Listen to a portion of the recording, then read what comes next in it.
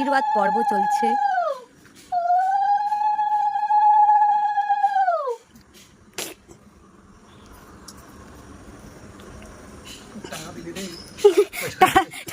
টাকা দিবে দেখে ভালো লাগছে মা, টাকা দিবে বলে 50 টাকা দিবে।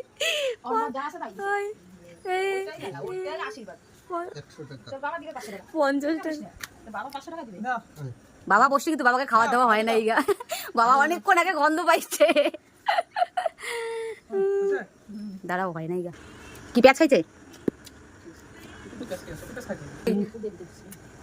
এক পাশে খোলা রে, ঠিক আছে লম্বা।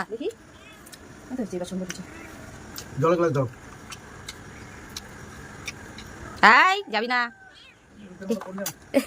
দুবার মানে বললাম, কেমন লাগছে? ধন্যবাদ।